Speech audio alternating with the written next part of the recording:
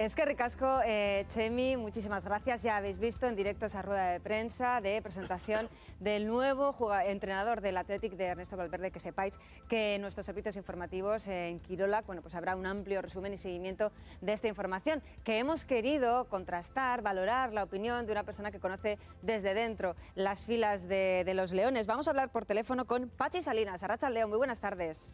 Arratsaldeon, ¿cómo estáis? Bueno, ¿cuál es tu valoración? ¿Qué te parece el nuevo entrenador del Athletic, Ernesto Valverde? Bueno, pues yo creo que es un hombre de la casa. Ya hasta el jugador, hasta el entrenador lo ha hecho francamente bien. Se me ha hecho en un momento que lo hizo genial. O sea, creo que hoy en día es uno de los entrenadores más valorados que hay en nuestra liga y bueno, creo que es un acierto por parte del Athletic el volver a traer a Ernesto. ¿Crees que encaja con el perfil que tienen o que querrían los atletizales para su equipo? Sí, porque es un hombre del Athletic, es un hombre de fútbol, ha trabajado en la cantera del Athletic durante muchísimos años, sabe lo que es trabajar con chicos jóvenes y con chicos que hay que darles oportunidades y darles la proyección. Entonces, bueno, yo creo que Ernesto conoce muy bien lo que es la filosofía del Athletic y no va a tener ninguna pega en amoldarse porque ha estado muchísimos años en ese club. Y tras esta temporada, ¿crees tú que va de alguna manera a apaciguar al club? Hombre, yo creo que es un bálsamo para el Athletic fichar a Ernesto, ¿no? Porque sinceramente creo que Marcelo Bielsa se merecía seguir. Yo pienso que era un entrenador que ha hecho cosas muy bien. Yo creo que se metió también muy bien en la inversión de lo que es el Athletic. Yo creo que la gente estaba encantada con él y yo creo que le sacó las cosas francamente bien. Quizás esa temporada el listón lo dejó en un nivel medio, pero el año pasado fue fantástica. Si hubiera sido el año pasado cuando se marchó, el listón estaba muy alto. En este sentido, Ernesto tiene la suerte de que, bueno, va a un listón un poco bajo por parte de Marcelo, pero francamente pienso que hizo cosas muy bien y podía haber seguido. Bueno, hablando de Bielsa precisamente, ¿cómo calificarías tú la forma en la que ha salido el argentino? Pues fea. Yo desde fuera fea. Sí, yo creo que no se merecía salir, porque yo pienso que cuando uno está en un club y lo ha defendido con la intensidad y con la valentía que lo ha defendido Marcelo Bielsa, independientemente de que puedas llegar a un acuerdo o no, merece otro final. ¿Cuál sería? ¿Un agradecimiento, un homenaje? ¿De qué manera se podría haber hecho? Pues hombre, yo pienso que todo tiene un inicio y tiene un fin. A lo mejor su etapa ha acabado y su sitio ha finalizado, pero ha salido mal, ¿no? Ha salido como discutiendo con el presidente, discutiendo con la junta directiva, discutiendo como el público por un lado. No sé, yo creo que el público está con Marcelo en un puntaje muy alto, hasta con el míster, porque yo creo que se lo ha merecido. O sea, yo creo que todo su problema fue cuando las famosas horas de Lezama, y yo en el sentido desde fuera, pero por lo que pude ver en entrevistas y lo que pude leer, yo sinceramente creo que lo que hizo fue defender al club al máximo y sabiendo que él iba a generar problemas. O sea, por eso yo creo que la gente lo ha respetado. Ha sido valiente en sus decisiones y ha sido valiente con el Athletic. Pienso que cuando una persona está en un club debe salir de una manera más digna. Precisamente por lo que comentas, por el apoyo de parte de la afición a Bielsa, ¿crees que la figura de Urrutia podría estar tocada en ese sentido? Pues sin ninguna duda. Creo que el presidente ahora mismo está un poco entre la espada y la pared porque hay muchísima gente que evidentemente quería la continuidad de Bielsa. Quizás ahora con Ernesto pues se va a buscar un revulsivo, ¿no? Pero yo creo que cuando el presidente toma una decisión como la de Marcelo, primero que lo trajo él, luego la primera campaña fue extraordinaria. La segunda empieza con los problemas cuando él reivindica que las cosas no se hacen bien desde el Tama. Y yo creo que tenía todo el derecho del mundo y toda la razón del mundo. No estaban haciéndose las cosas como decía el entrenador. Y yo creo que el club, en vez de haberle respaldado, se puso enfrente, ¿no? Yo creo que fue el gran error. Quizás las formas no le acompañaron a Marcelo Bielsa, las formas, pero en el fondo tenía razón. Las formas quizás no fueron las adecuadas, pero en el fondo tenía toda la razón del mundo y quizás por eso un sector del público ahora con el presidente no esté muy contento. Pachi Salinas, Milla Esker, muchísimas gracias por tu valoración de esta nueva figura, este nuevo entrenador del Athletic, Ernesto Valverde. Es que ricasco. Venga, agur. Agur. Lo dicho, amplio resumen y seguimiento de todas las reacciones que se van a suceder a esta noticia. Nosotros en ETV hoy vamos a seguir hablando de fútbol, pero en un tono totalmente distinto. Es uno de nuestros temas que conocemos ya abreviados en el sumario.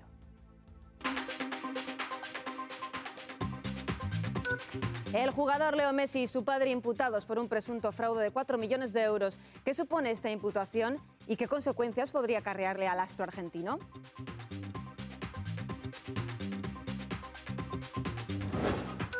El banquero Miguel Blesa pide un juez imparcial tras salir de la cárcel y asegura no arrepentirse de nada, mientras ya hay quien califica este caso de esperpento. El Ayuntamiento de Donostia recargará un 50% el IBI de los pisos vacíos. El debate está sobre la mesa. ¿Se debe aumentar este tipo de impuestos en las viviendas en las que no vive nadie? Bueno, lo decía hace un segundito. Leo Messi finalmente va a ser imputado por un delito fiscal. El jugador argentino, también su padre, habría en principio defraudado de 4 millones de euros. ¿Por qué? Pues porque al parecer habría llevado todo el tema de su imagen, todo el dinero que cobra por las campañas publicitarias, a unos paraísos fiscales en Uruguay y en Belice. ¿Qué supone esta imputación? ¿Podría llegar Leo Messi a estar en la cárcel? Nos hace un estupendo resumen, como siempre, Roberto Almau. Adelante. Arratsaldeon, Adela. Como decías, el delantero y su padre tendrán que declarar en la Audiencia de Barcelona el próximo 17 de septiembre. El Ministerio Público les acusa de haber defraudado hasta 4 millones de euros, ya que deberían de haberlos tributado por la cesión de derechos de imagen. Esto habría ocurrido entre los años 2006 y 2009, según el informe de la Fiscalía. En 2007 se podrían haber defraudado cerca de 1.069.000 euros. En 2008, más de 1,5 millones de euros. Y en 2009, 1.533.000 euros. En total estaríamos hablando de más de 4 millones de euros. La supuesta estrategia de Messi y de su padre consistiría en simular la cesión de derechos de imagen a empresas que estaban radicadas en paraísos fiscales como Uruguay o Belice, y al mismo tiempo, paralelamente, formalizarían contratos de licencia en otros países de su conveniencia, como Gran Bretaña o Suiza. Messi podría ir a la cárcel con la ley en la mano, aunque esta estrategia es bastante remota. Además, su padre podría reconocer que el jugador nada sabía de todas estas estrategias fiscales y que además, en el momento de haberse cometido estos supuestos delitos fiscales, Messi era menor de edad. Otra posibilidad es una multa, una cuantiosa multa también con la ley en la mano, ya que estaríamos hablando de un tope máximo de hasta 6 veces la cuantía defraudada, más de 24 millones de euros.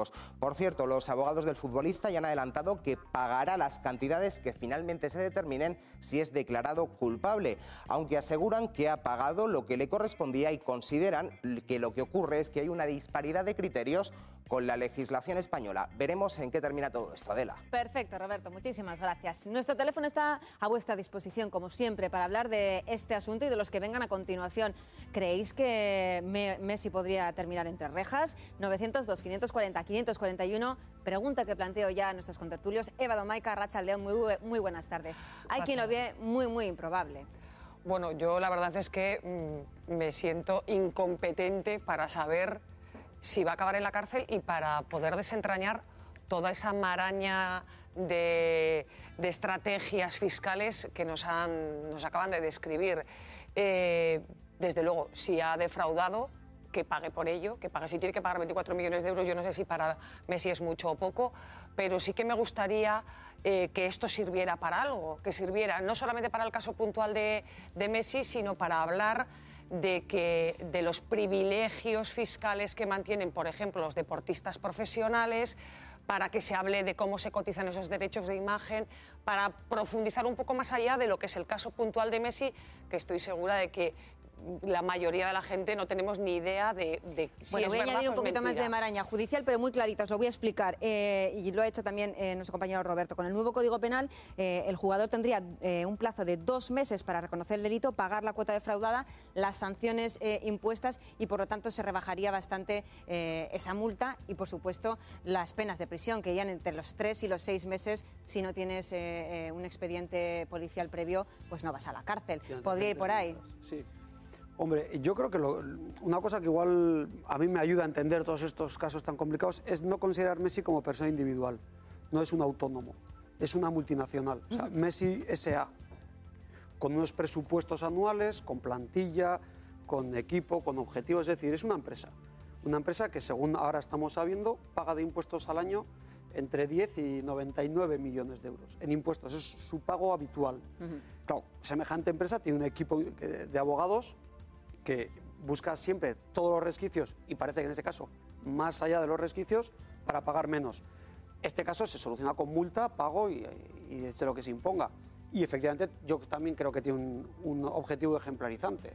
Se busca una figura mediática, le han pillado, se ha dado mucho bombo a los riesgos, pero desde el punto de vista de su inmensa capacidad de generar ingresos, pagará la multa que se le asigne rapidito. Es que ricasco. Aitor, por este lado, Manuel, lo ha dicho Aitor, seguro que tiene un estupendo bufete de abogados, unos asesores estupendos, lo digo porque Messi ha dicho en su página de Facebook que bueno, que ellos han hecho todo lo que les han dicho sus asesores. Entiendo que les habrán asesorado bien en virtud de la ley o bien para evitar pagar más impuestos. Hombre, yo veo difícil que reconozca el delito. Por muchos motivos. El primero es por intentar evitar la multa, o la cárcel incluso, ¿no? Y es verdad que tiene un sinfín de asesores fiscales que le van a saber guiar y, bueno, evidentemente, evitar todo lo posible que tenga que pagar. Otra cosa es que si los asesores fiscales le dicen, mira, hay que reconocer, hay que evitar más que se hable mal de Messi. Messi no solamente es, como decía Aitor, una multinacional. Es un ídolo, además para mucha es un gente. ídolo para mucha gente y además con una índole de humildad, al menos en el campo, incluso fuera del campo. Y entonces yo entiendo que los asesores fiscales pueden encontrar muchos resquicios y sobre todo teniendo en cuenta, yo creo, máxime, estando el padre, que podría considerarse el cabecilla. Es decir, yo creo que habría esa estrategia de decir, mira, ya asumo yo la culpa, por ejemplo, me como yo el marrón, valga la expresión, sí, y ya pagamos la multa. En el caso de que la historia derivara en problemas mayores y efectivamente al final tuviera que responder con una multa cuantiosa, 24 millones de euros, no sé si, como decía Eva, no sé si es mucho o poco para Messi, pero para cualquiera es una barbaridad. Desde luego, haciendo vista atrás a la semana, la agencia tributaria está siendo protagonista. Primero hablábamos del caso de la infanta, que nada tiene que ver con esto, pero hay quien se pregunta, Fermín Munarriz, Arratsaldeon, muy buenas tardes, ¿cómo no se le ha descubierto esto antes? Estamos hablando de los ejercicios de 2007, 2008 y 2009, un poquito más y casi que prescriben. Sí, posiblemente está en relación con la nueva legislación o la nueva normativa que se está plantando en Europa para el año 2015 sobre la financiación de los clubes deportivos, ¿no?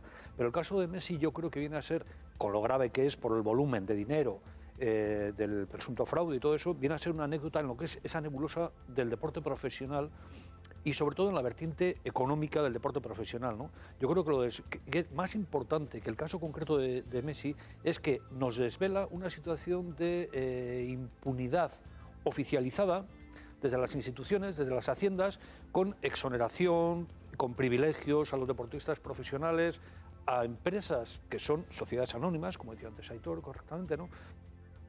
Hay espacios, hay agujeros negros en sectores económicos y uno de ellos es precisamente el deporte profesional. ¿Hay agujeros y el negros en fútbol sectores de élite? o hay una ventana abierta para aquellos que tienen un dineral, que son los paraísos fiscales? Ahora que estamos en situación de crisis es cuando todo el mundo, todas las administraciones se han puesto las pilas. No te vayas tan lejos, Adela. Vente a las haciendas vascas. Vente a las haciendas vascas. Es que los jugadores del Athletic, antes estábamos viendo en directo la rueda de prensa en Ibaigane. Bueno, los jugadores del Athletic tributan el 50% de sus ingresos. O sea, yo si gano 30.000, yo tengo que tributar sobre esos 30.000. Pero un jugador del Athletic no. Entonces, es que lo tenemos aquí mismo. Ahora mismo también es cierto que en las reformas fiscales que se están planteando, uno de los temas a estudio es ese, porque es que no se sostiene en la situación actual en la que todos estamos sufriendo los recortes, que sigan gozando de esa situación privilegiada. Tú lo has dicho, en la situación actual, si no igual nos hubiera tocado. No lo sé. Bueno, en Guipúzcoa creo que sí que lo han tocado. Ha cambiado ligeramente, ya hay un tope, creo que son 300.000, a partir de 300.000 euros anuales. Pero eso está aquí, es que yo no me tengo que ir a paraísos fiscales. De todos modos, yo creo que una cosa son los ingresos propios de la actividad futbolística y otra cosa son los derechos de imagen, es decir, los ingresos por derechos de imagen. Generalmente, que a veces es casi más de lo que cobran por es que generalmente la es más. más. Entonces a mí sí que me sorprende lo de los 4.100.000 y pico euros. Me sorprende bastante porque no sé si estamos ante el inicio de un fraude que puede ser mucho mayor. Es una cantidad defraudada porque solamente, digamos, se ha cedido esos derechos, esas cantidades a paraísos fiscales. No sé, me sorprende. Messi será uno de los futbolistas del mundo, si no el que más, supongo que con Cristiano Ronaldo y con Neymar, que más beneficios obtiene con los derechos de imagen. A mí me sorprende mucho que 4 millones, un futbolista que cobra más de 10 millones de euros al año, que seguramente... Más de 20 en el caso de Messi. Se calcula que en derechos de imagen ingresa 20 millones al año. Sí, sí. Eso es, a eso iba. Quiero decir, ingresos futbolísticos derecho de y por derecho de imagen, 20 al año, 4, no sé. ¿Qué dirían nuestras amonas? ¿Qué necesidad? Con todas esas cantidades de millones de euros, es decir, y con esa imagen que él tiene, antes hemos destacado esa figura de ídolo, ¿qué necesidad tienes? ¿O es que la avaricia rompe el saco? Seguramente parece que es intrínseco al ser humano, cuanto más dinero, más codicia y hacer todavía las cosas peores, ¿no? Pero bueno, yo, si me perdonáis, Sí. retorno al caso de la vertiente esa económica. Cuando decimos, bueno, el caso de Messi nos llama la atención fundamentalmente por ser quien es. Pero el propio presidente del Barcelona reconocía recientemente que el 95% de las estrellas, de los galácticos del fútbol, que se llama, el 95% realiza este tipo de ingeniería financiera para esquivar el fisco. Y es una costumbre, además, extendida, que ha recibido, en cierto modo, un espaldarazo a través de los rescates que ha hecho, por ejemplo, en el caso del Estado español. Los dos rescates ya que hizo al fútbol. La ley, aquella ley que se conoció como la ley Beckham. Es decir, bueno, facilidades para que vengan las estrellas y no tributen que tributen como no residentes, así se lo facilitamos tal. Es decir, dar privilegios a cambio de la popularidad que pretenden apropiarse, Sí, ¿no? algo así como la SICAP, ¿verdad? Eso es. Sí. Y no enfrentarse a un sector que resulta muy popular, ¿no? Ante la población. Son ídolos, son estrellas, entonces tienen miedo los políticos a enfrentarse, por ejemplo, a... Te voy a estirar el argumento, tráetelo en momentos de crisis a las inversiones en infraestructuras. La semana pasada se publicó lo que, en Boletín Oficial, lo que aportaba este año el Gobierno vasco a la construcción de San Mamés Berria. Sé que en Bilbao me van a odiar, pero 15 millones de euros este año, con la que está cayendo. Se están replanteando absolutamente todo, pero hay determinadas cosas a las que parece que no se pueden tocar. Y 7 millones la Diputación Foral de Vizcaya, 15 solamente la semana pasada. Bueno, pero hay que considerarlo y ahora 15, como una inversión y eso Bueno, yo creo que... A ver, pero yo no digo que no se invierta, yo digo que se puede replantear ritmos, plazos, como se está haciendo en otras casos, cosas. La Diputación de Vizcaya dio 6 millones presuntamente para un convenio que al no ver cláusulas de contrapartida fueron de ayuda directamente. Son 6 millones a una empresa que debería buscar su saneamiento propio sin necesidad de la tutela a ver, yo entiendo que el pública. primer argumento sería si el Athletic genera todo ese dinero, es decir, revierte en Euskadi en general, coño, perdón, pero que se financie él, ¿no? Yo me encuentro con ese argumento muchas veces. Lo que sí es cierto es que el Athletic ahora mismo funciona como revulsivo, no sé si turístico, económico, etcétera, etcétera, da a conocer Bilbao y todo Euskadi. Entonces se puede justificar, estaría justificado esas inversiones. 15 millones de euros anuales. Estamos desviándonos de ese debate que estábamos hablando sobre Messi. No sé de qué manera hemos llegado a hablar de la financiación de San Mamés Barria, pero se ha planteado y aquí todo lo que planteáis se comenta. Iba a ponerte en entredicho uno de los argumentos que has dicho en función de lo que está empezando a hacer la agencia tributaria. Le compensa, tú decías, ¿no? Le compensa hasta qué punto que los jugadores, las estrellas, los galácticos estén aquí. Pero con el tema de la crisis, la agencia ha dicho, nos estamos poniendo muy exquisitos, no solamente con los deportistas, sino también con los artistas. Hay quien dice, oiga, señores, ¿por qué no lo han hecho antes? Que estamos hablando de 11.000 millones de fraude fiscal, que no sería capaz de saber cuántos San Mamés Barrias o Anoetas Barrias podrían hacerse con eso. Aitor. Sí. Yo también comparto algo que lo ha comentado Fermín, el tema de la propia naturaleza humana. Una vez que hay reglas, ir hasta el límite, lo hacemos todos. Yo reconozco que si tengo dentro de la legalidad opciones de desgravarme, buscas el límite para pagar lo mínimo Pero dentro de una legalidad. Correcto, pero el tema es que una vez hecha la regla, si permites que existan paraísos fiscales, o sea, si abres la opción a que la ingeniería financiera se construya, ya es 2 más 2. La gente va a intentarlo, luego llega la investigación, llega el caso, llega la publicidad. Pero es verdad que es el propio sistema el que permite que quien tenga recursos utilice equipos de abogados de primerísimo nivel que le dan primero las opciones legales y seguro que en el papel de al lado las que ya están al otro lado. Y cada uno elige. Hablando de la figura de Messi, ¿creéis que esto le va a pasar factura en su imagen general? Ya son no solamente cara a sus fans, sino cara a los anunciantes, a esas personas que consiguen, con las que consiguen, mejor dicho, esas empresas, esos abultados monumentos. Yo lo dudo, creo que será una cosa pasajera que, bueno, en cierto modo, porque hiera a la gente por la situación económica que vivimos, ¿no?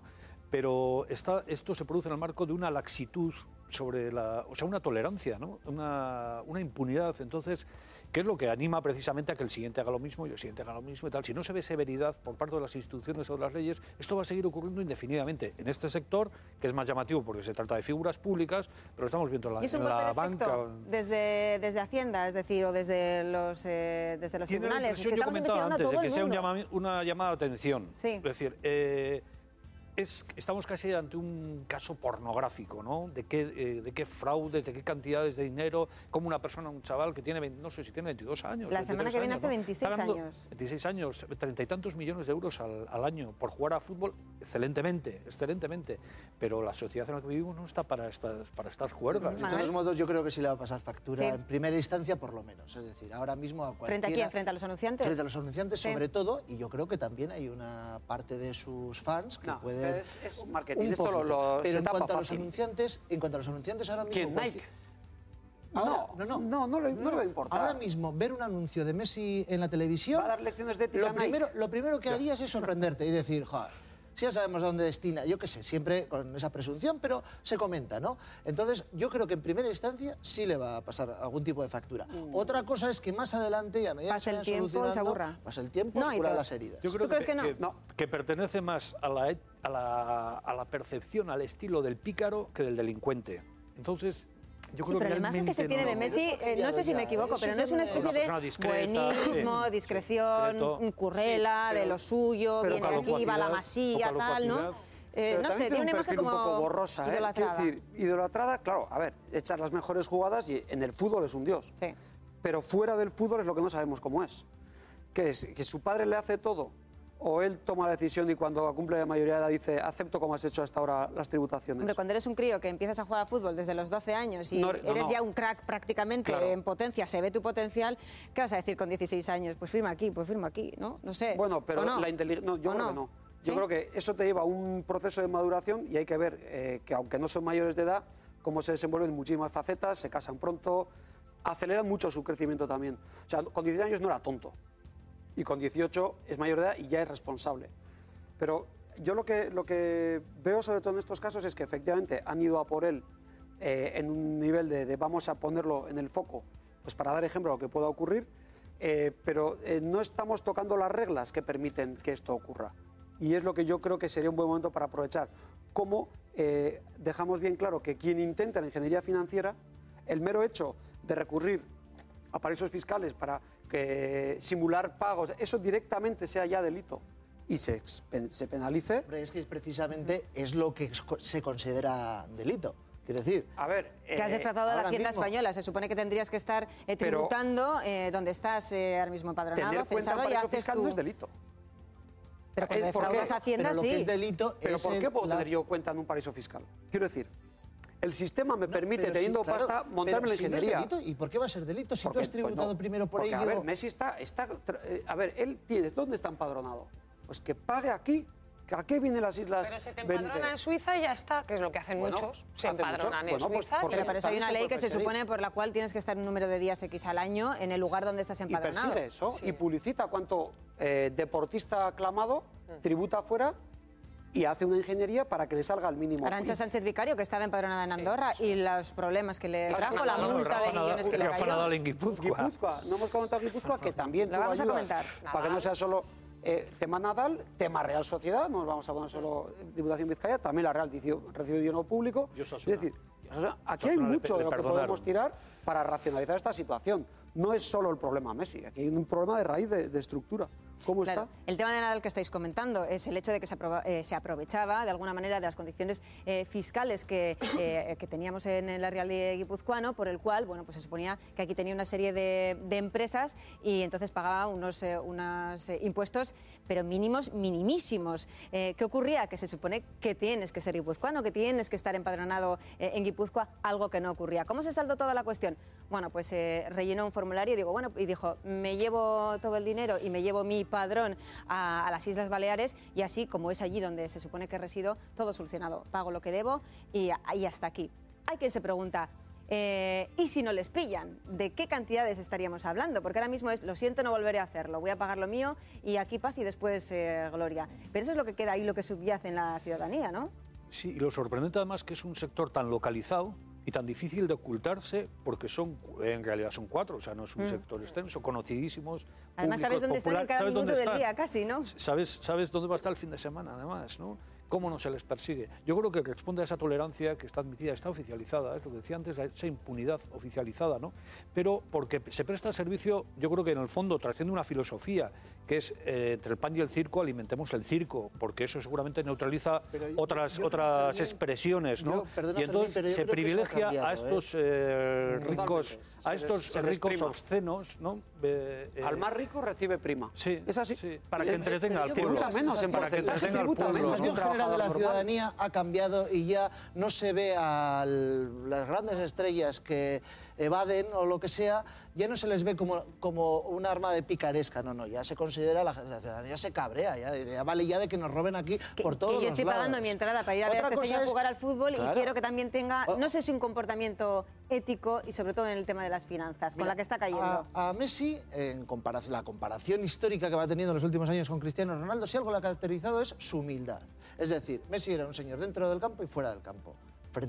Digo lo de Ronaldo. Entonces yo entiendo que sus fans, el aficionado, le siga exigiendo esa humildad o ese buen hacer también en sus cuentas. Pues igual es que tú tienes muy idolatrados a los futbolistas, yo desde luego... Yo tengo la sospecha que le perdonarán menos a Messi que no meta goles a que defraude. Sí, yo también. El tema económico se va a quedar. Bueno, vamos a seguir hablando del tema económico. Vamos a hablar de Miguel Blesa. Ayer os lo decíamos, la Audiencia Provincial de Madrid, bueno, pues mandaba al traste todo el planteamiento, el trabajo del juez Elpidio José Silva, y finalmente ha sido este propio juez el que ha ordenado la excarcelación del expresidente de Caja Madrid. Al final ha estado en la prisión de Soto del Real desde principios de mayo. Vamos a recordar cuáles eran las primeras palabras del banquero al salir de la cárcel. ¿Arrepiente usted de algo? ¿Cree que ha hecho algo mal en su gestión? No. Lo único que deseo, yo creo que he estado aquí acusado por 2 delitos injustamente, y lo que deseo de verdad es que eso se esclarezca. No hay nadie más interesado que yo en que eso se esclarezca. Eso sí, lo quiero con un juez imparcial, cosa que yo creo que no he tenido hasta este momento. Se ha puesto en entredicho y mucho la figura de este juez. Ahora es cuando ha empezado a salir el hecho del Consejo General del Poder Judicial, le había puesto ya una serie de sanciones, 2 de ellas muy graves. ¿Ha sido imparcial, Eva, este juez en este caso? No lo sé, pero este caso es extrañísimo. Y desde luego a mí me deja un regusto muy malo. Que es el primer banquero que ha entrado en la cárcel, hay 100 esperando, y si esto ha acabado así, a mí me deja muy mal regusto. Hay cosas muy raras. Por ejemplo, que la Fiscalía pida la libertad del acusado antes que la propia defensa, eso ya es como de vodevil. Este hombre dice que le han abierto varios expedientes por faltar al trabajo, etcétera, etcétera. Él, a su vez, denuncia que la Fiscalía quería ir a ver si su abogado realmente se había cogido la baja. Es una cosa muy extraña. Pero sí es cierto que yo me quedo con la sensación de que la justicia no es igual para todos. Y que el juez ha denunciado presiones de todo tipo, se le han abierto informes, todos sabemos que el Consejo General del Poder Judicial, cuando te pones un poco, cuando molestas, te abren informes, te hacen estudios, etcétera, etcétera. O sea, esas injerencias, esas presiones que estaba denunciando el juez, ¿tú consideras que sí, que las ha tenido siendo Blesa quien es? No, yo no tengo ningún argumento para decir que son ciertas. Pero me las puedo creer. Pero me las puedo creer. Me las puedo creer porque la Fiscalía se ha tomado muchísimas molestias en este asunto. Claro, más de las normales. Hay quien dice, ha pasado en la cárcel. Bueno, recordemos que primero no se pidió prisión, después sí, y abonando esa fianza de 2,5 millones consiguió salir. Una vez luego esto se fue para atrás y consiguió entró en prisión. No sé hasta qué punto esperabais que esta puesta en libertad fuera tan inminente, en tanto en cuanto la Fiscalía lo había pedido, la defensa lo había pedido, pero estaba en entredicho lo que iba a decir el propio juez, que a la vista de la providencia de la Audiencia Provincial de Madrid, bueno, pues no le quedaba otra. Sí, yo también me he quedado, estoy asistiendo a este juicio con una sensación de qué cosa más rara lo que está pasando aquí. Es extrañísimo. Tan extraño que podía haber ocurrido que Blesa siguiera más tiempo en prisión o que, como ha ocurrido, fuera inmediatamente puesto en libertad. Había indicios para las dos cosas. Porque, claro, es un varapalo enorme para el juez, porque a mí me sorprenden muchísimo los argumentos de los 3 compañeros de la Audiencia Provincial de Madrid, también jueces, con el que desacreditan su labor. Sí, dice, entre otras cosas, dice que las medidas dictadas contra el banquero eran desproporcionadas y que algunas decisiones no se entenderían salvo facultades adivinatorias inusuales del juez. Iluminado, Estamos hablando de invención... Copia de Wikipedia. Copia de Wikipedia, animadversión, porque es solo una mente basado en cotillos de pasillos, que es literal, puede permitir conectar los hechos que no están conectados. Pretender juzgar la crisis entera. Claro. Es un varapalo enorme. De ser cierta la acusación, claro, este juez tiene que ser aparte de la carrera judicial, no cumple ningún requisito de objetividad. Sí, de ser todo de ser cierto, no puede ser juez. A mí me parece una tomadura de pelo, sinceramente. Vamos a ver, un juez que para ser un juez no es cualquiera. Un juez que dice que procede a una investigación con unas acusaciones graves, muy graves, que considera que hay un innegable riesgo de fuga y por eso le pone una fianza de 2,5 millones de euros que por cierto paga. Habría que ver cómo se pagan esas en horas. Que luego habría que plantearse, bueno, no tenía innegable riesgo de fuga. Luego se decreta otra vez su ingreso en prisión. Vamos a ver, ¿nos están tomando el pelo o qué? Aquí, a mí, por una parte, lo primero que pensamos es, ¿imparcial el juez? No lo sabemos, lo que es imparcial es la justicia. Que una parte de la justicia, como es el juez José Silva, diga una cosa para que después le contradiga la Audiencia de Madrid, vamos, es sorprendente, poco creíble, tomadura de pelo y muy grave. ¿Es Blesa una víctima del sistema judicial? Hay quien lo piensa. Vamos a escuchar en principio a su abogado, a Carlos Aguilar, que decía lo siguiente cuando le preguntaban si estaba satisfecho con la excarcelación de su cliente. Satisfechos, pero esto no deja de ser una injusticia. Pues se ha privado 15 días de su libertad a una persona de una manera injusta, sin que hubiera ninguna base para hacerlo, y esto sigue siendo una injusticia, aunque hoy salga en libertad. ¿Es una injusticia? ¿Es, como decía, víctima del sistema judicial o de un juez que no ha hecho bien los deberes, o sigue habiendo algo raro? Fermín. De ninguna manera es una víctima. La víctima es la sociedad que ha pagado los desmanes, las malas gestiones en la dirección de Caja Madrid, en haber hecho perder 500 millones, en conceder préstamos a consejeros que luego se veían a delincuentes, como se ha comprobado después. No, de víctima absolutamente nada. Lo que pasa es que es un privilegiado. Y esto que hablamos posiblemente responde, comparto con Eva, por ejemplo, realmente no tenemos todos los datos, no podemos saber qué está ocurriendo, pero lo intuimos. Con el añadido además de que este tipo de circunstancias solo ocurren cuando son los poderes económicos o políticos los afectados, o la Casa Real, ¿no? Pero se produce estos recursos que siempre, estas puertas pequeñitas que resulta que siempre habla de la justicia para determinados tipos de personajes, ocurren cuando tocamos el hueso del poder. Vamos, ¿no? Que la Audiencia Provincial de Madrid, si hubiera sido tú, por ejemplo, el imputado, igual no se lo lee tan... la letra pequeña. Si sería víctima, pues estaría en la cárcel. No me cabe la menor duda, como creo que no nos cabe a ninguno de los ciudadanos. Es cierto que no podemos determinar qué fuerzas ocultas hay detrás del Tribunal de Madrid o del juez, el Pidio. No sabemos qué fuerzas ocultas, pero que las hay. A emborronar toda esta cuestión, todo este caso, y no vamos a llegar a conocer lo que realmente ocurrió. Ahora no hay caso. El mismo juez, no sé si fue con público, ayer concedió una entrevista y dijo que es que ahora mismo no hay caso, salvo que aparezcan nuevos indicios de criminalidad. O sea, novedades encima de la mesa, ahora mismo no hay caso. Es que es lo más grave. Es Dice que ha anulado la cuestión está investigación, es lo más parada. grave. Manos Limpias creo que ha dicho hoy que iba a presentar el lunes nuevas pruebas y igual ahí permite que se pueda continuar, pero es que ahora mismo... Mira, Luis Pineda finalmente ha hablado, es el abogado de Manos Limpias. Están en contra de la actuación de Blesa y de Díaz Ferrán. ¿Por qué? Nos lo cuentan. Estamos en contra de las conductas de Miguel Blesa y Gerardo Díaz Ferrán, que entre otras pequeñeces se han llevado por delante 3 líneas aéreas, uno de los baluartes de este país, que es una empresa de turismo, y el cuarto banco del sistema financiero español. Y aseguran que recurrirán al Supremo, pero para que recurrir al Supremo se supone que tiene que haber caso, tiene que haber unas pruebas, tiene que haber algo que te apoye para acudir al tribunal máximo. Sí, Manos Limpias lo tiene complicado, porque efectivamente han ido cerrando todas las vías que tenía el caso hasta ahora y ni siquiera han permitido personarse al entender que lo que ellos demandaban. Es decir, judicialmente el tema está muy complicado. Yo reconozco que he hecho una reflexión parecida esta mañana y he dicho, bueno, entonces de esto no se va a saber nada. O sea, el tema del préstamo, los 26 millones, ya no se va a investigar. ¿Qué queda? Pues y lo único que he sacado es el caso Bankia, que está Andreu, y que de ese hilo lo que tire. Las preferentes. Claro, sí. Y que sea una especie como de... Y la como salida a bolsa de Bankia y su fusión. Si todo eso permite aclarar los puntos, bueno, pues mal menor.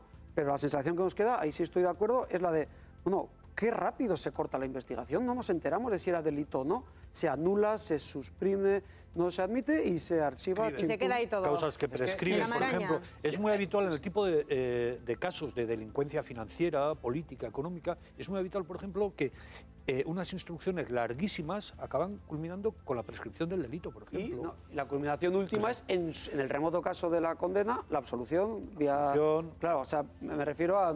Incluso el indulto. Incluso el indulto. Claro, posterior a una sentencia. Es decir, el camino está rodado totalmente de obstáculos y manos limpias. No sé hasta qué aquí. punto me da mucho miedo cuando los abogados luego dicen, esto ha sido una injusticia, 15 días ha estado mi cliente en la cárcel. ¿Y creéis que puede haber una denuncia por parte de Blesa hacia el propio juez? Sería lo lógico. Pues la puede haber, claro. Es lo lógico. Lo que considera el propio Blesa es que el juez ha actuado con total imparcialidad, le ha buscado la cárcel, una fianza de 2,5 millones de euros. Sería lo lógico, si fuera completamente. Blesa no movería nada. Por si acaso, movería ¿no? nada por si acaso. Bueno, por si acaso. Él mismo ha dicho que es el primer interesado en que se aclaren las cosas. Sí, que salga la verdad a flote. Pues todos somos interesados. Es decir, hay una sombra de Eso duda. lo decía Bárcenas también. También, bien. Sí. Hay una sombra de duda. Estamos hablando de una investigación paralizada que ha sacado a la luz condiciones crediticias favorables para el caso Marsal. El tema de una compra desmesurada del City National Bank de Florida. Lo de las preferentes, la comercialización de preferentes, sueldos millonarios. Y no solamente un sobrecoste de ese banco, sino también lo que se está analizando es hasta qué punto se hizo de tal manera que tenía o que aprovecharon para no pasar por la fiscalización del Banco de España y también de Caja Madrid, que ahí es donde está también el quid de la cuestión. Por supuesto que éticamente es reprobable 100%, ¿no? El problema que tenemos aquí, que llevamos muchísimos años con que las conductas poco éticas no se han transformado en conductas, qué sé yo, penales. Es decir, ya vale de tratar aquí a las desmanes de la banca como si fueran, bueno, pues una actuación... Errores de gestión. 902, 540, 541 es nuestro número de teléfono. Hay quien cuando se tratan estos temas piensa en un argumentario totalmente demagógico. Es decir, los banqueros, que no los bancarios, siempre terminan saliéndose de rositas. Antes lo has citado, es el segundo banquero que acude a la cárcel después de Mario Conde. Me gustaría saber qué es lo que opina, por ejemplo, personas afectadas por las preferentes de Bankia, recordando que fue el propio Miguel Blesa quien hizo en esa primera emisión de preferentes, dijo, hemos subido de los 2.000 a los 3.000 millones de euros este tema de las preferentes porque me las quitan de las manos. Y lo dijo literalmente. ¿Qué puede pasar por la mente de esas personas que ahora mismo están reclamando su dinero? Claro, no. O sea, la sensación de agravio en la ciudadanía es evidente y mal se hace cerrando una investigación porque queda la percepción de que nunca se les toca. Son intocables y además obtienen unos beneficios inmediatos. O sea, inmediatamente notas cómo se posicionan desde distintos sectores en paralelo para exculparles, sacarles de la cárcel, evitar que se investigue, argumentar que no tiene nada que ver con lo que se hizo y en el último caso crear una cabeza de turco. Eso es evidente que lo estamos viendo día a día, porque lo que está para mí sobre la mesa es por qué no hay ninguna investigación seria sobre responsabilidades en el tema de la banca. Las que están ya van años tarde. O sea, la urgencia ya era muy urgente hace años y seguimos esperando que se hinque el diente a las prácticas que han llevado a esta situación. Mario Fernández, el presidente de Kutxabank, ha calificado todo este embrollo de esperpento. De alguna manera se está poniendo el tiro y se está lanzando la flecha hacia su sector, que desde luego ahora mismo no goza de la mejor de las simpatías por parte de la gente. Y es verdad, el sector de la banca efectivamente no goza de ninguna simpatía, tanto como el de la política, pura y dura. Otra cosa es que, como decía Héctor, puede haber un cabeza de turco, que podría ser Blesa, pero bueno, si sirve para tirar de la manta y para esclarecer cómo se ha movido la banca durante los años de boom inmobiliario y económico y nos sirve para aclarar si las preferentes fueron productos, sí, legales y todo lo que quieras, pero pues o su comercialización no fue lo más legal del mundo, etcétera, etcétera, yo creo que estamos en la ocasión idónea para proseguir con esta investigación, para empezar, y quizá para ampliarlo a otros campos que puede ir otros banqueros. Bueno, el tema de las preferentes, de momento lo está llevando el juez Andreu en la Audiencia Nacional, pero hay que recordar que la Fiscalía Anticorrupción dedujo y dijo que no había habido ningún tipo de delito en la actuación o en la emisión de esas preferentes, porque era un producto avalado, una vez más, por la Comisión Nacional del Mercado de Valores. Y Díaz Ferranz, y en este caso, Ordóñez y Blesa, en este caso estarían limpios de toda duda, sí. Según la Fiscalía Anticorrupción, Fermín. Sí, pero quería un matiz antes de que nos vayamos demasiado lejos sobre eso. Has mencionado, por ejemplo, el caso de la demagogia, que a veces en ocasiones se puede asociar como hablar de esta manera, los banqueros son impunes o hay sectores opacos en la sociedad, impunes y tal, es demagogia. No, no es demagogia. Son los hechos, no son opiniones, son los hechos. No hay banqueros en la cárcel cuando se han producido desmanes que sí son conocidos, los hechos son conocidos y no ha acabado todavía, no hay responsabilidades penales, ¿no? Entonces, no es demagogia, no son opiniones pasajeras ni superficiales. Otra cosa es luego cómo se expresa, en la manera que se exprese o en qué foros o de qué manera. Pero son hechos, no son impresiones. Ayer precisamente comentábamos un código de buenas conductas que en principio está sobre la mesa del Parlamento británico, diciendo que pues cuando un banquero se va de una entidad en la cual ha ejecutado una mala gestión, pues no deberían pagarse sus pensiones multimillonarias y también en algunos casos unas indemnizaciones, pues porque se rompe un contrato. ¿Vosotros creéis que aquí esto llegaría a ponerse en funcionamiento? Yo no lo descarto porque la presión popular y la indignación está siendo bastante... ¿Y es suficiente una presión popular y una indignación? Por lo menos, sí, yo creo que se están consiguiendo cosas poquito a poco, pero que eran impensables hace años, porque esto desde luego no es nuevo, todo lo que estamos viviendo ahora se lleva barruntando desde hace bastante tiempo y que ahora se está consiguiendo por lo menos que se intente regular, etcétera. Yo no descarto que se intente hacer algo en este sentido aquí. Que llegará tarde en cualquier caso. Porque ahora, tarde, sin ir muy lejos, tenemos en estos momentos... Pero sí creo que la presión popular está siendo fuerte y va a conseguir cosas. Yo en ese aspecto soy posible. Tenemos en la actualidad el caso de Navarra, por ejemplo, la presidenta, además de otras altas autoridades, y un expresidente imputados en un caso, y la presidenta se resiste a dimitir.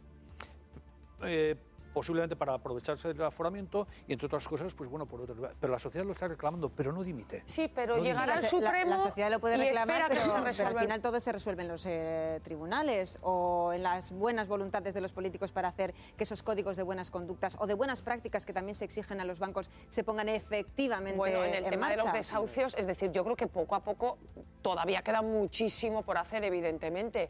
Pero yo creo que llegará un momento en el que se tendrán que plantear limitaciones a la banca. Yo creo que esto al final, poco a poco, lo vamos a conseguir. No todo, pero yo sí confío en ello. Ojalá fuera yo tan optimista como Eva. No lo veo por ningún lado. Yo sí. Ojalá que fuera suficiente la indignación de la ciudadanía para cambiar esto. Pero no me cabe en la cabeza cómo van a pegarse ellos mismos un tiro en el pie. O sea, cómo... se lo pega. Será por torpeza, no por decisión propia. La Casa Real. Sí, correcto. Pero a lo que voy es que evidentemente es indignante cómo salen, con qué indemnizaciones, con qué beneficios económicos, gente que ha hecho una gestión totalmente criticable desde un punto de vista ético, pero también de responsabilidad profesional. O sea, lo dejas en bancarrota, lo has hecho horrible. Pero lo grave además es que además han recibido dineros públicos para reflotar y a pesar de eso, es decir, que contribuimos todos también a los sueldos millonarios y a las indemnizaciones millonarias de la salida de... Pero claro, perdón, es que estas mismas entidades son las que financian a los partidos. Luego, ¿cómo los partidos van a votar una legislación que ya estamos viendo qué tipo de reacciones hay?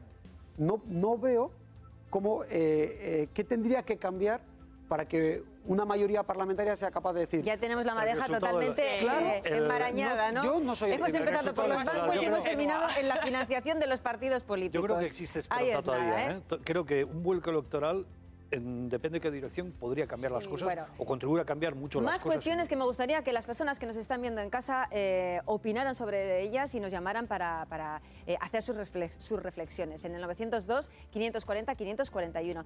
¿Debería gravarse más? ¿Deberían subirse ciertos impuestos a aquellas personas que tengan viviendas vacías para que se fomente el alquiler? Bueno, es una cuestión que se va a poner en funcionamiento, en práctica ya en el Ayuntamiento de Donostia, porque se va a subir, se va a grabar con el 50% 50% más el IBI a esas viviendas vacías, que en Donostia, atención al dato, se ha calculado que son cerca de 5.000. ¿Qué ocurre? Pues el objetivo, en principio, y según los responsables municipales de esta medida, es conseguir que se fomente ese alquiler. ¿Será así? Nos llamas y nos lo cuentas. De momento vamos a escuchar al delegado de Hacienda de Donostia, Javi Vitoria, que ha destacado los objetivos de esta medida.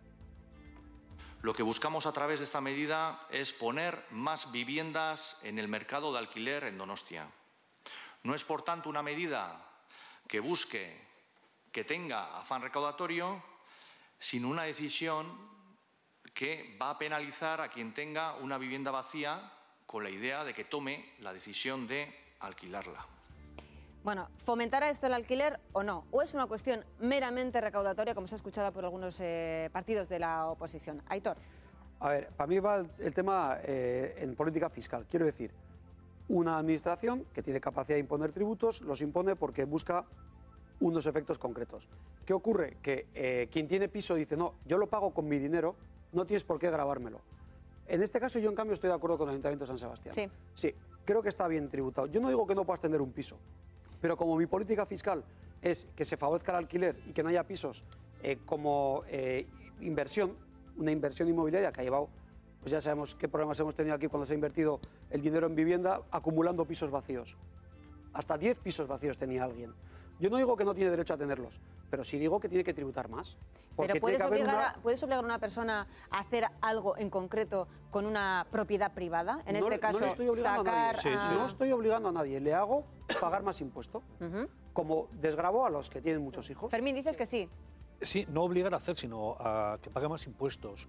Creo que es una medida disuasoria, ¿no?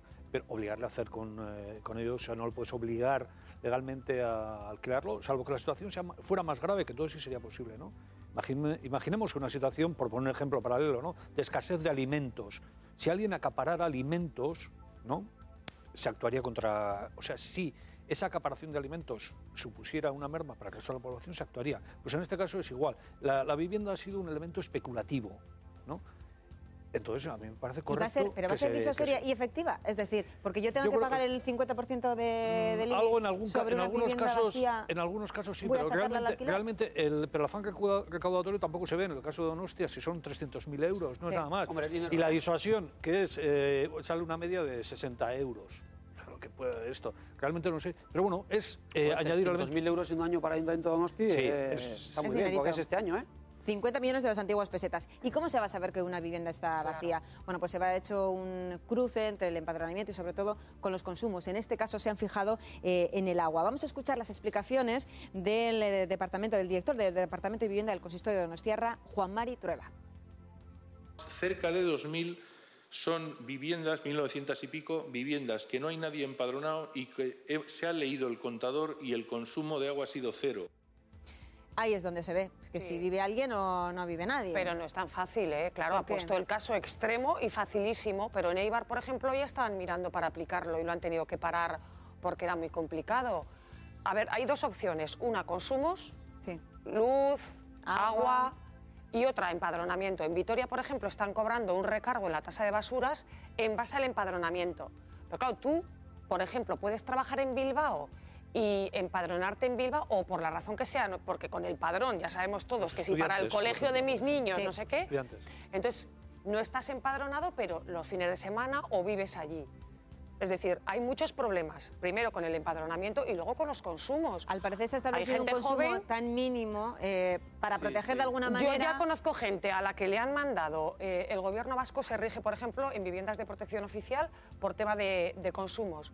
Gente joven que come en casa de sus padres y que prácticamente va a dormir y que ha tenido que acabar pagando. Y no tienes manera de demostrar que tú vives ahí. No tienes manera. Ese escollo fue el que se encontró en el gobierno de Ibarretxe, el que fuera consejero de Vivienda Javier Madrazo, porque también se quiso gravar las segundas viviendas. En esa elaboración de ese censo de viviendas vacías, efectivamente, como estáis comentando, se encontraron con ese grave problema de discernir exactamente qué es una vivienda vacía. Comentaba Fermín también, estudiantes, O gente que veranea, que tiene su segunda vivienda y que solo pasa las veraneantes no se incluyen. Una cosa es vivienda vacía y otra cosa es vivienda desocupada. Mira, vamos a pedir algunas aclaraciones a una persona que conoce bien esta medida. Concejal del PNV del Consistorio donostiarra, Iñaki Gurruchaga, Arratsaldeon. Muy buenas tardes. Vaya, Arratsaldeon, buenas Desde tardes. vuestro grupo municipal, ¿qué os parece esta medida?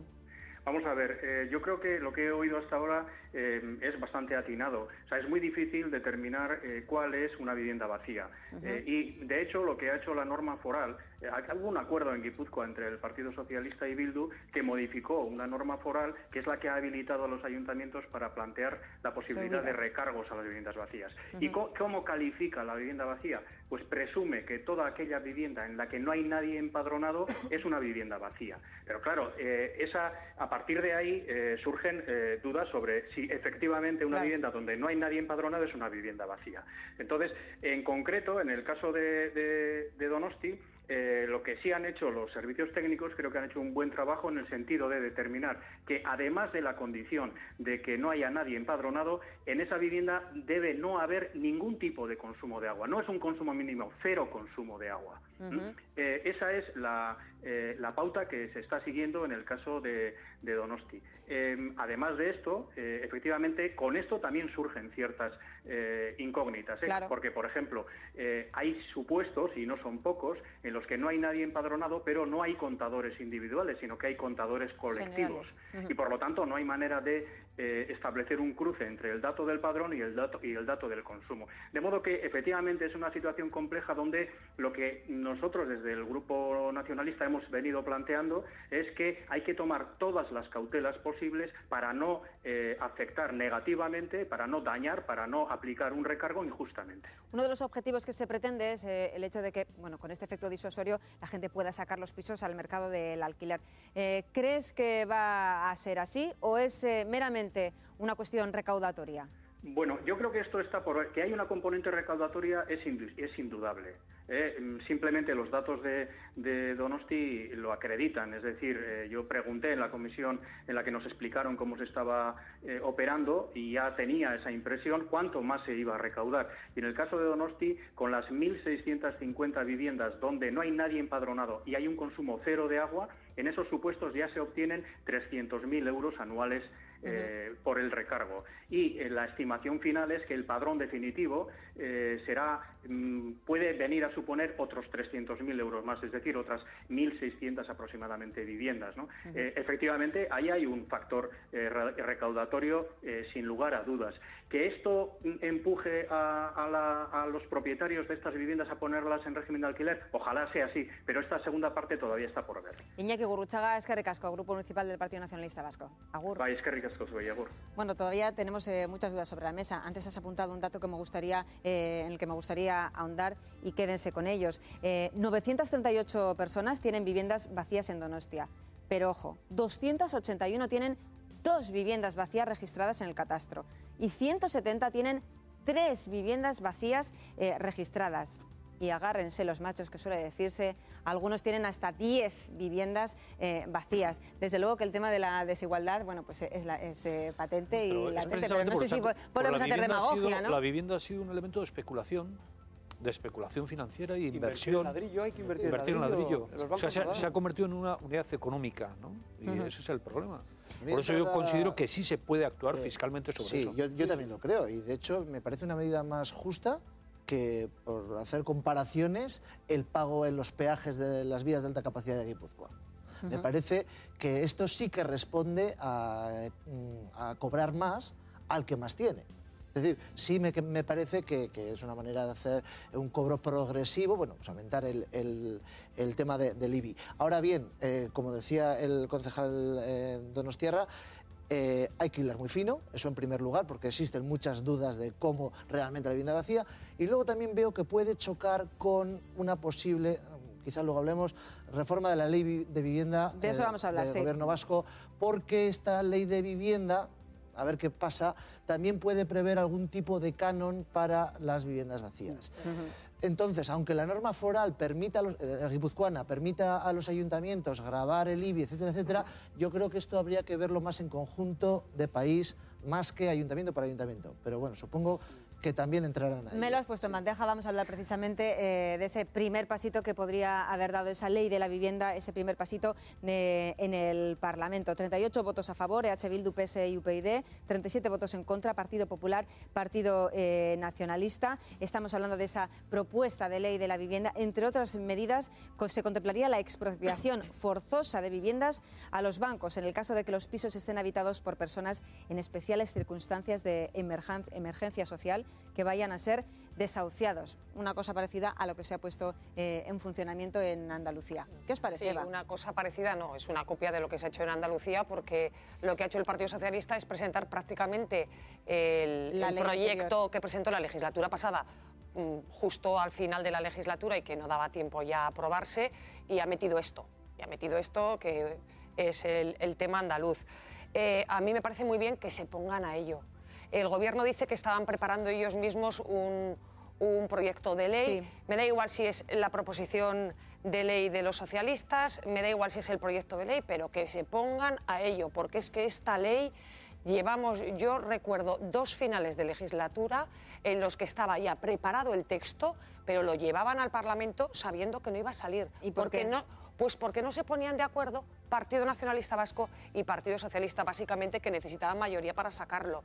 Porque cuando estaba Madrazo en el gobierno de Ibarretxe, el propio PNV le ponía zancadillas en este tema, en el tema de la vivienda, entre otras razones por el tema del canon sobre la vivienda vacía. Ahora parece que hay una mayoría en el Parlamento, que por lo menos la de Partido Socialista, EH Bildu y UPyD, la de ayer, que quiere hincarle el diente a este tema, pues a ver si de una vez por todas tenemos ley de vivienda. Se habla del derecho subjetivo a la vivienda, que yo entiendo que, y antes lo hemos comentado, entiendo que es un derecho que está reflejado incluso en la Constitución. Efectivamente, es que... Bueno, derecho a una vivienda digna. Puedo entender que se parta de ello, ¿no? Solo faltaba, es que lo sorprendente sería lo contrario. Yo le veo también una lectura muy política a este tema. Yo creo que es uno de los casos más sorprendentes que nos da el Parlamento Vasco en cuanto a su matemática parlamentaria. Es decir, un acuerdo PSE-EH Bildu-UPyD posiblemente sería una cosa rarísima en otros muchos temas. Estoy de acuerdo con Eva en que, aparte de los acuerdos políticos a los que se llegan, hay que tocar este tema. Hay que tocarlo. No sé si la propuesta socialista es la más adecuada o el anteproyecto del Gobierno vasco puede facilitar las cosas o incluso aportar nuevas soluciones. Claro, el Gobierno vasco dice, es que este derecho subjetivo a la vivienda nos puede llegar a costar 560 millones de euros y tal y como están las cosas, pues es un dineral. Bueno, pero eso hay que plantearlo. Eso hay que plantearlo. Si es un derecho de todo ciudadano, eso hay que plantearlo. Es como el derecho a la sanidad o otros derechos fundamentales. Decía, aparte de la política parlamentaria, etcétera, etcétera, sí que creo que se lo tiene que plantear el Gobierno vasco. Yo creo que tiene que liderar el Gobierno vasco esta reforma, esta ley de la vivienda. Y es precisamente, Manuel, perdona que te interrumpa, sí, el hecho que estaba diciendo el Gobierno vasco. Ha acusado de descortesía parlamentaria al PSE rescatar un tema que el propio Lehendakari Urkullu había anunciado que se iba a hacer. Esto es lo que le ha respondido el parlamentario socialista Bixen Itxaso. Si el Gobierno tiene en ciernes un anteproyecto de ley, todo el espíritu que anima ese anteproyecto de ley podrá adquirir forma de enmiendas para que sus contenidos, su espíritu, lo que le anima, en forma de enmiendas, si alcanza los consensos necesarios, pues prosperen. Es decir, que le vamos a ahorrar al trabajo del Gobierno de hacer el anteproyecto de ley. ¿Sería viable precisamente esto? Es decir, nosotros tenemos la propuesta y luego el Gobierno que enmiende. Sí. Suena un poco raro, por lo menos, ¿no? Yo esto lo metería en el contexto del enorme déficit que tiene el arco parlamentario vasco con la ley de vivienda. O sea, es vergonzoso que no haya ya, que no se haya conseguido antes. ¿Y por qué? Pues lo volvemos a ver aquí. Lo que quiere cada uno es que sea yo el que lo presento. Hay un exceso de celo en que la iniciativa venga de mi mano. Luego que cada uno venga a mi propuesta, y lo están diciendo los dos grandes partidos, que son el PSE y el PNV. De los argumentos que a mí más me convencen es el de como sea, y está dicho también en sede parlamentaria, pero esto es urgente. O sea, entretenernos ahora en, es una descortesía. No, pues yo hago una propuesta y usted enmiéndela. O sea, bla, bla, bla, politiqueo... Pero el debate de ayer, no sé si lo seguisteis, pero está transcrito en la página web del Parlamento. Yo no lo pude seguir en directo y lo he visto esta mañana. me parece increíble con la que está cayendo. Más de la mitad de las intervenciones fueron porque tú has gobernado 25 años y no hiciste nada, porque tú estuviste el año pasado y no hiciste nada, porque dime, porque... Un acusé. Es que la mitad del debate, argumentos poquísimos, casi cero. Y luego no es lo mismo que lo presente uno y que lo presente otro. Al final sí, porque al final tú una vez que empieza el trámite parlamentario se convierte en una proposición de ley, que es como si fuera un proyecto del gobierno, y se enmienda, se hace lo mismo. Pero es que el PNV no te va a venir con el derecho subjetivo a la vivienda, porque el PNV ya dijo ayer, me va a costar 560 millones de euros. Que es el cálculo que hizo el Partido Socialista con la ley pasada.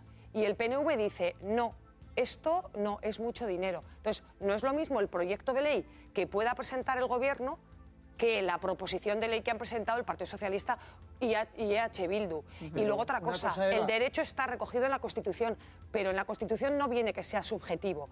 Y lo que pretende esta proposición de ley es que sea un derecho subjetivo. ¿Eso qué significa? Que puede reclamable en tribunales, tribunales, en el contencioso administrativo. Y que si no te pone una vivienda el gobierno vasco, por lo menos te tiene que dar dinero para que te la alquiles.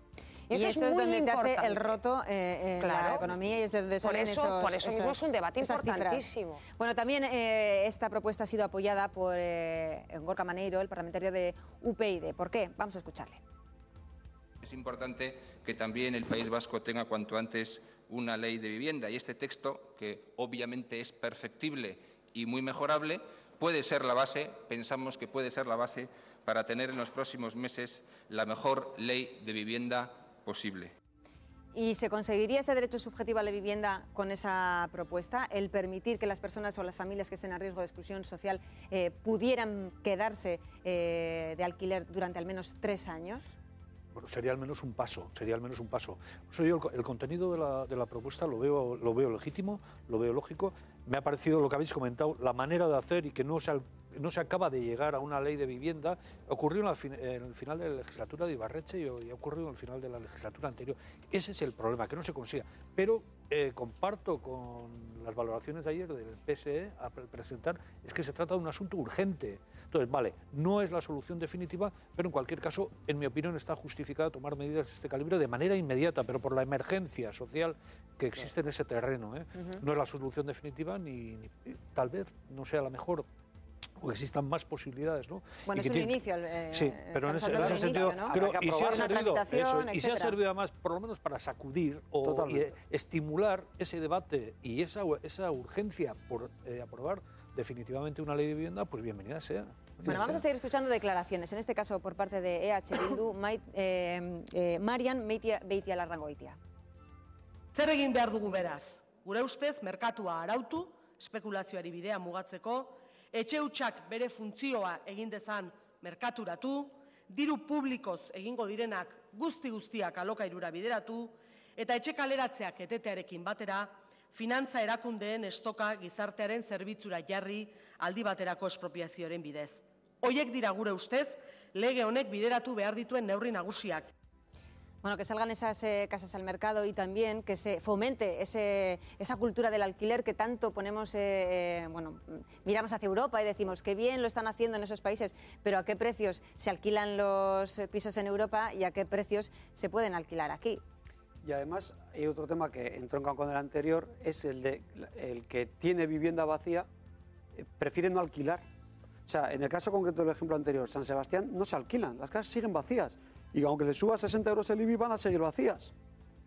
Con los locales comerciales pasa igual. El que tiene estas propiedades no está incentivado para alquilar cuando hay una necesidad social evidente a precios claro, uno de los argumentos de las personas que tienen una casa vacía es porque la voy a alquilar, porque luego me encuentro con problemas si tengo impagos. Vamos a decir impagos de mala fe. Se han puesto en marcha una serie de leyes, como esa ley del desahucio express, por el cual en función de un número de impagos, de 2, si no me equivoco, en 10 días pueden echar a esos inquilinos. Y he remarcado muy mucho lo de mala fe, porque hasta qué punto luego nos podemos encontrar con gente que no puede pagar porque no le llega y tendría la voluntad absoluta de hacerlo y se encuentra el propietario, bueno, pues amparado por este Yo creo que hay que contemplar también ese punto de vista, que es el del propietario, el del propietario que tampoco actúa de mala fe, o sea, que no ha adquirido esa vivienda, por ejemplo, con fines especulativos, sino por razones, no sé, pensando en los hijos. Porque le ha llegado en una herencia, por ejemplo. Le ha llegado una herencia y en aquel momento consideró que era oportuno invertir ahí porque en aquel momento era un bien más seguro,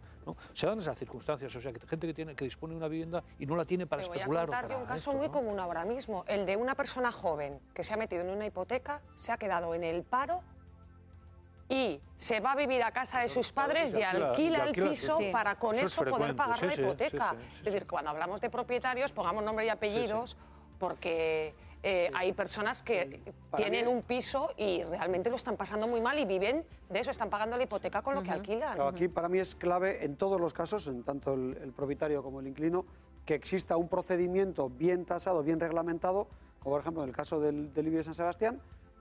Desde ahora hasta finales de año es periodo de alegaciones.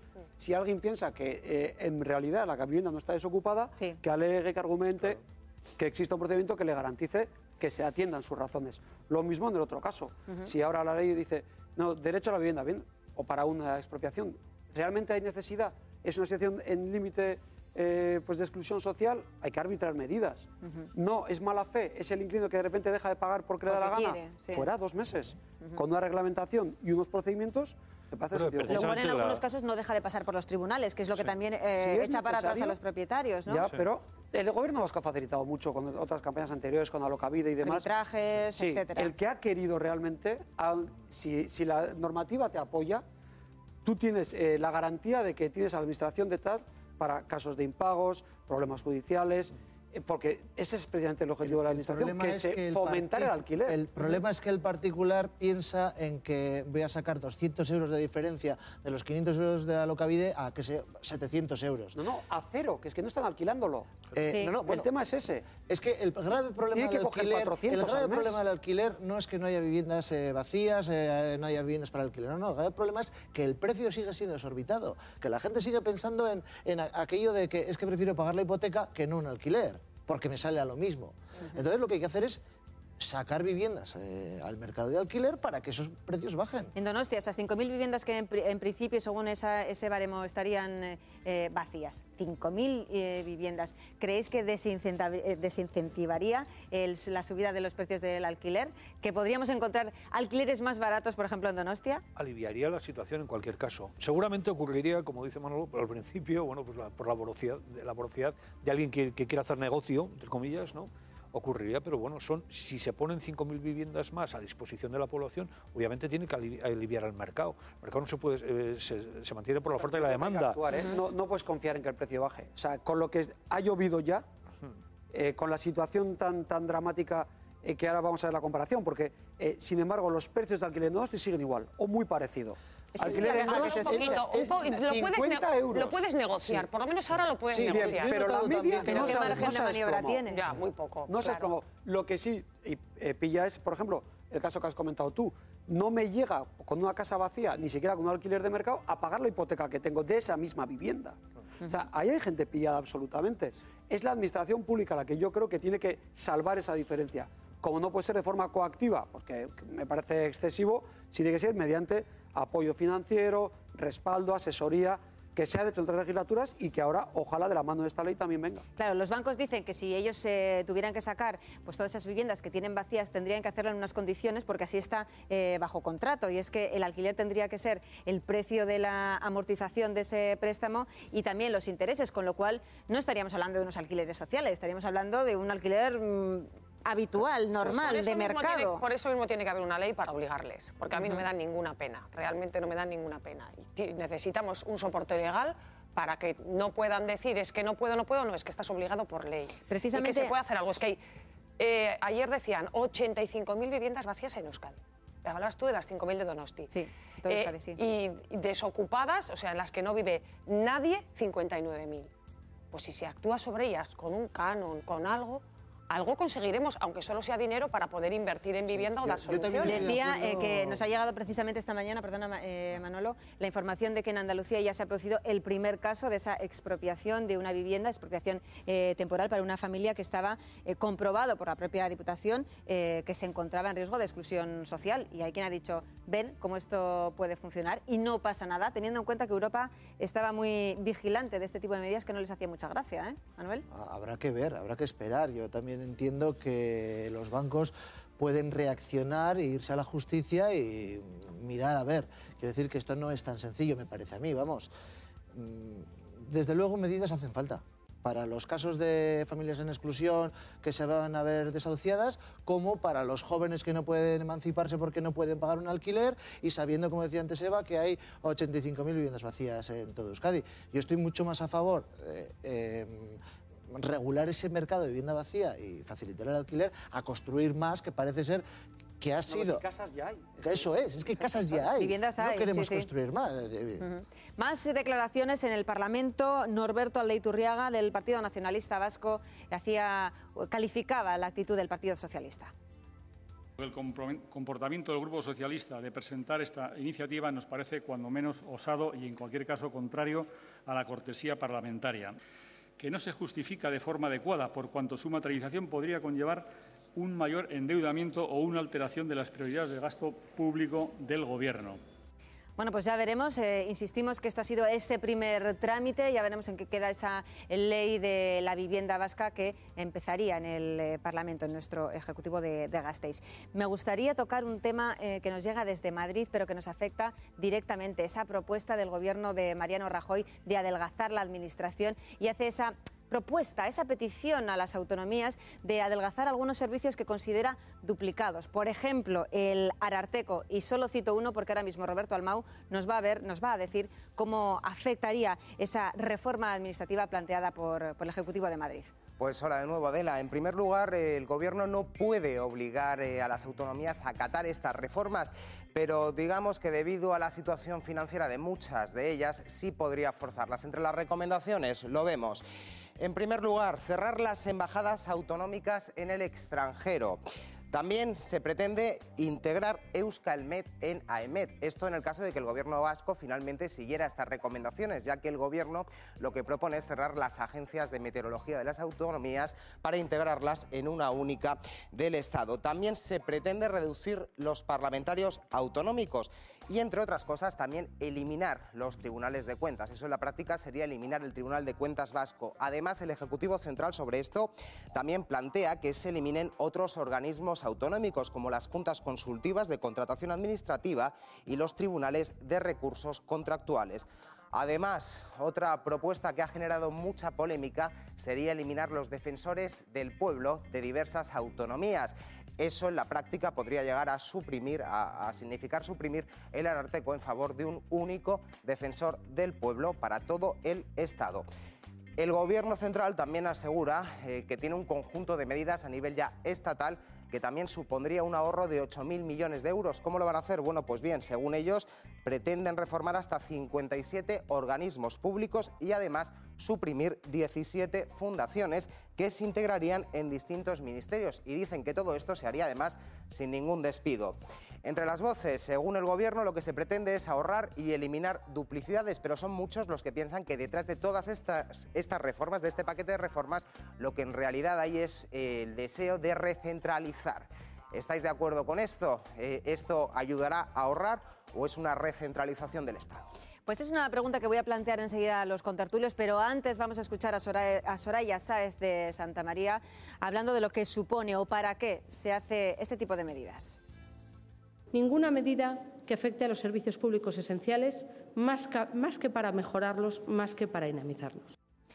Bueno, ¿se mejorarán o no? ¿Se conseguirá ese ahorro explícito o es, como planteaba Roberto, una medida recentralizadora? Eva. Yo creo que se puede ahorrar. No me parece mal que se intente ahorrar, también aquí en Euskadi, porque estamos en el mismo debate. El problema es cómo se hace. Y desde luego aquí, por parte del Gobierno de Mariano Rajoy, el afán recentralizador está clarísimo. Claro, ¿cómo van no a ha habido aceptar? O sea, esto no, ¿el Estado autonómico para qué sirve? Para que el gobierno central diga lo que tienen que hacer todas las autonomías por narices y dice, como no os puedo obligar, os chantajeo, porque esto al final no deja de ser jugar con el dinero. Ha dicho Montoro, hablando de ese chantaje encubierto que han calificado algunos, el hecho de que cuando se vaya a repartir esto del déficit que nos llega desde Europa, los que hayan aceptado de buen grado estas sugerencias tendrán mejores boletos para que les demos más margen de endeudamiento. ¿Es un chantaje? Sí, llámalo de otra manera, pero es una advertencia clarísima de que hacer lo que digo. Lo que ocurre es que para mí el verdadero problema está en que se parte, o sea, empezar a debatir el tema así, con el planteamiento que hace el Gobierno central, es asumir que hace falta seguir haciendo ajustes, recortes de esta manera, incluso orgulloso de decir, no, elefantiasis no hay, porque hemos despedido 375.000 empleados públicos en 2012 como mérito y como demostración de su afán ahorrador. Y al mismo tiempo supone aceptar que no solo no hay otras alternativas, sino que esta dinámica lleva a que todas las administraciones de todas las comunidades autónomas son iguales, que todas en la misma medida y con la misma responsabilidad han cometido desmanes. Mira, en esa línea ha hablado Iñaki Anasagasti, el senador del Partido Nacionalista Vasco, en los micrófonos de ETV. Vamos a escucharle. Que en Euskadi haya Ararteko, que haya Tribunal de Cuentas es normal, porque además éramos teóricamente las autonomías históricas, Cataluña y Euskadi. Pero resulta que tenías en Murcia pues Ararteko, tenías televisión, tenías pues todos los elementos de una comunidad miméticamente parecida a la base. Y claro, eso es una duplicidad que no se puede mantener. Aquí no sería duplicidad, pero en Murcia sí. ¿Creéis que el Ejecutivo de Urkullu va a aceptar, va a tragar con estas sugerencias?